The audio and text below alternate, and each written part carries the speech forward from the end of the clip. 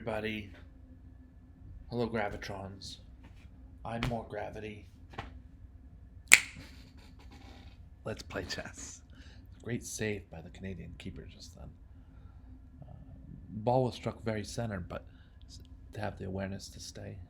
Here's this. Pops out and a great save. Okay. So I had the white pieces.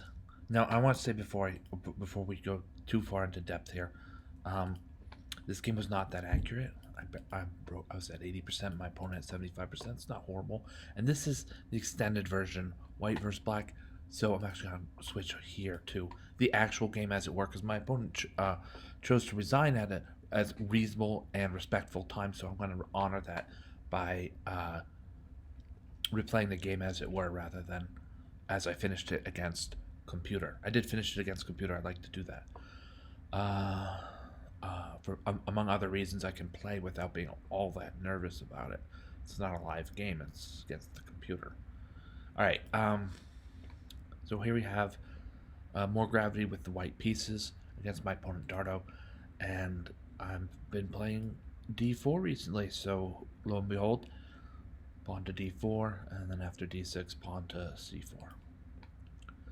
Some of these, black is at least the signal here is that black is going to concede a lot of space. Like, doesn't white have like a huge advantage in space already?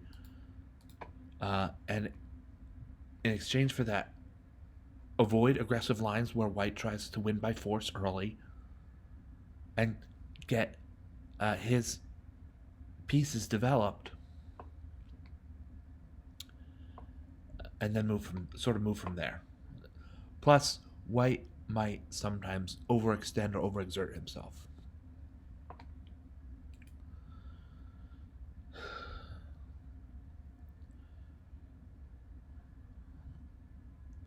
Pawn to h6 is not a good move. I'm critical of this move. Like I said, this game got accurate after, like, sort of the late middle game to end game is when this game got accurate.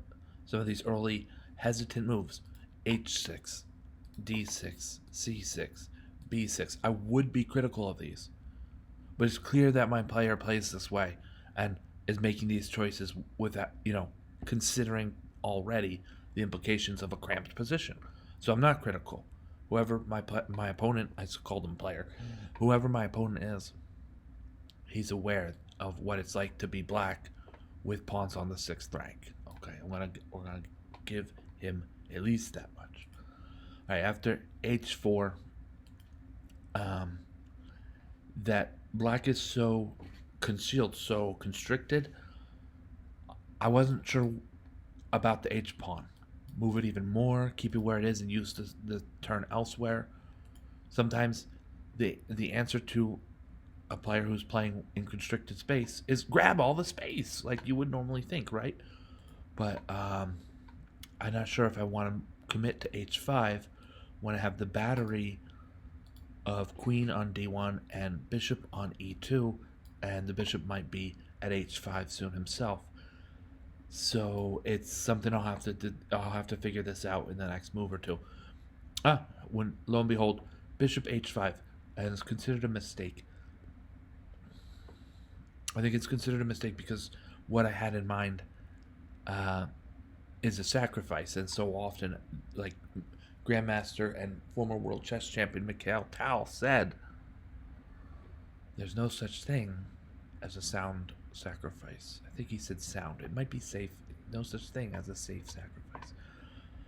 I think it's sound. There's no such thing as a sound sacrifice. Mikhail Tal.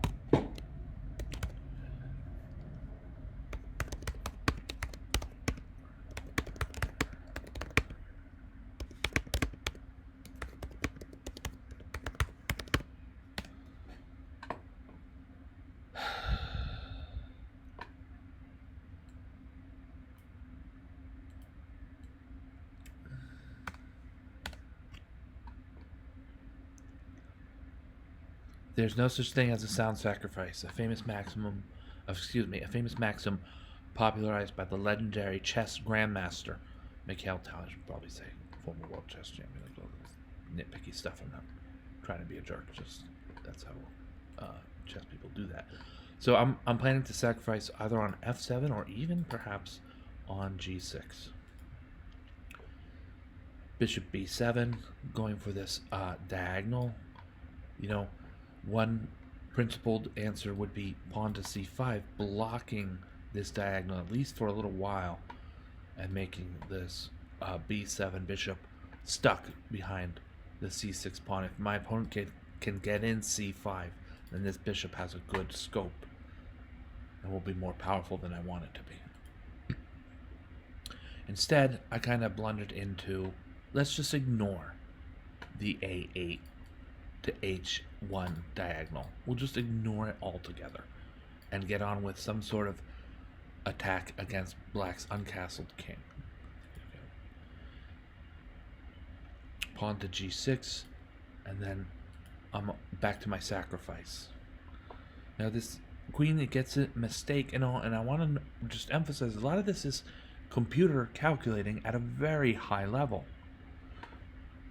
I think I have Stockfish 18 on. You could also choose Torch 4. Still, computers calculating at a very high level. I'm looking at this. I don't quite see immediately how white's really in trouble for queen to g4, and is threatening. Easy for you to say. Threatening queen takes g6 check. Should push the black king off his starting square, gather a pawn, and eye some of these targets that are left on black's king side undeveloped as late as move 10 in this game. So my opponent castles out of it. That's a reasonable and prudent measure.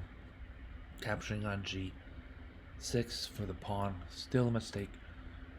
I'm just gonna go past some of these less accurate moves. Here's a great accurate move because my opponent had to move to a7, or his king would be under attack, a severe attack.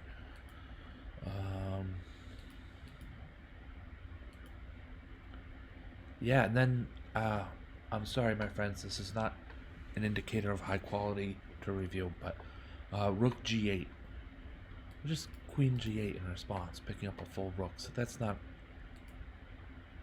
This may not be the game for all time.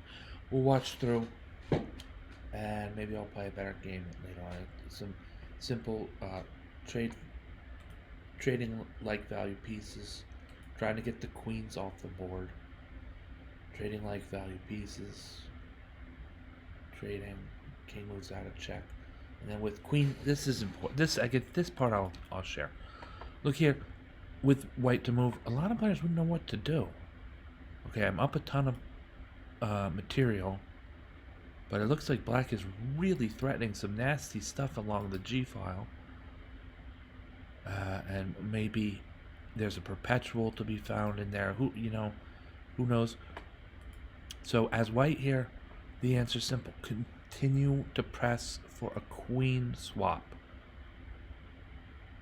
You press for a queen swap. You're ahead this much material. Six points of material. It would take this much power, this much power, this much power, this much material. So what I did is I forced a queen swap. Queen to d7.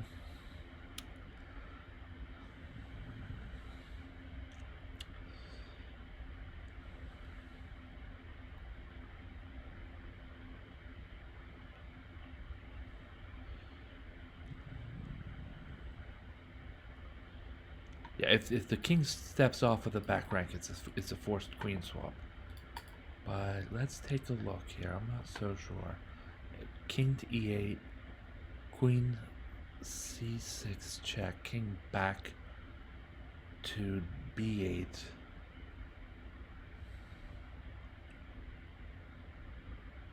Let's try this out on practice, my friends.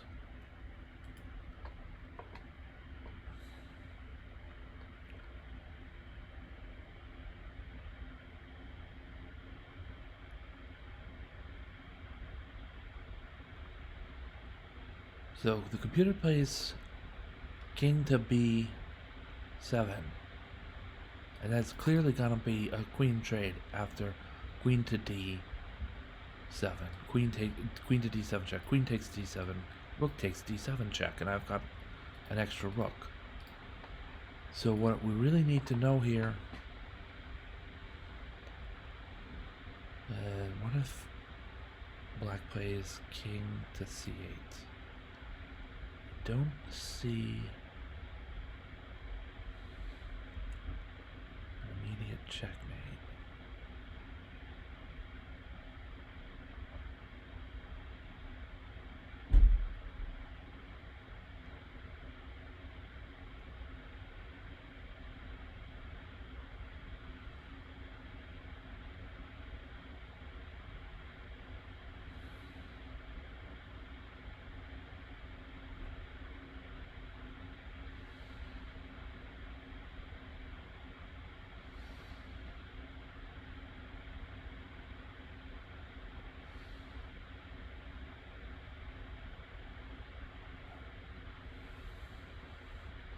Yeah, I don't think black has a forced trade of queens here.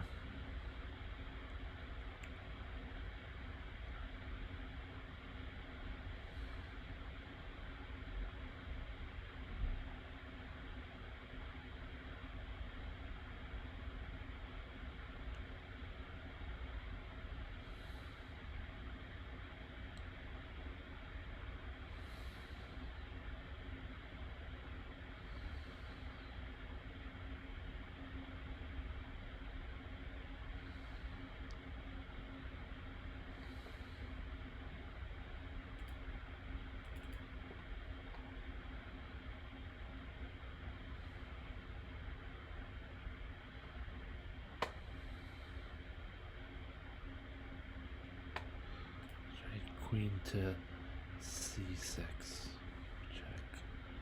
All right, the queen trade we know is a win for white, so we'll force the move. King to b8. Now here, rook to d7. To prevent the checkmate, black must give up his queen.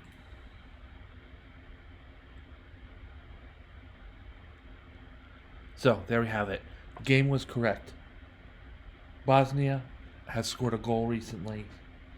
Canada are down 2-1 with some time before the end of the half, the end of the first half. I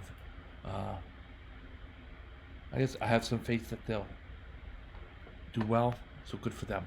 Now, we are going back to this game. So, queen to d6 check turns out is indeed a winning move, because if here and king to b7 and just the trade with queen d7 check, king to c8, and I think like we showed before, queen e8 check, then king to b8, and at that point in time, queen to c6.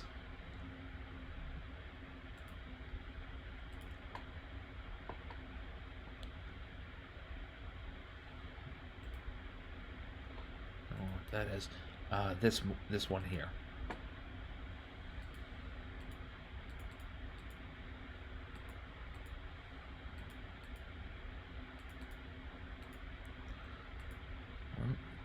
To the C file,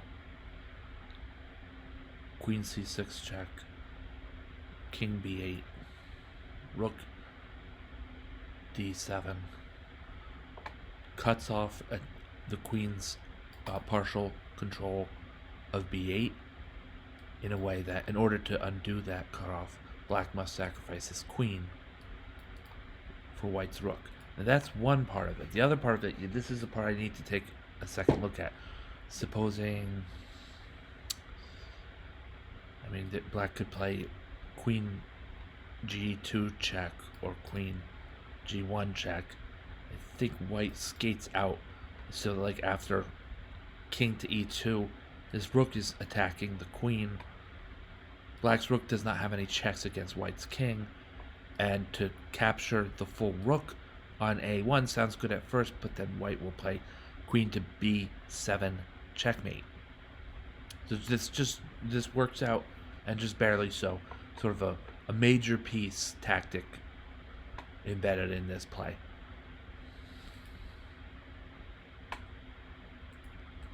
So in the game, it was a lot quicker. I played queen to d7 check, swapped queens on d7, and white just has an extra rook. So extra rook, and I think an extra pawn or two or three, and things kind of go from there. So that's great. Like I said, this part of the game moves 4 through 14. Really moves 4 through 13 weren't all that great, and then the players settled down into better and more accurate play after that. All right.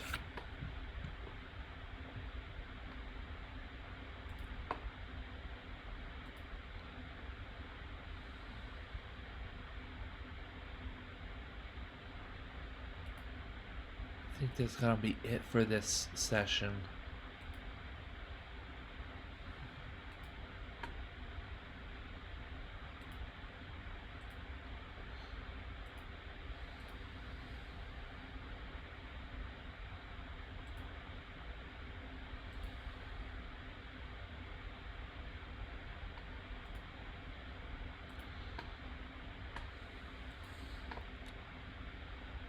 This game. What was it like in terms of accuracy? This game was really inaccurate.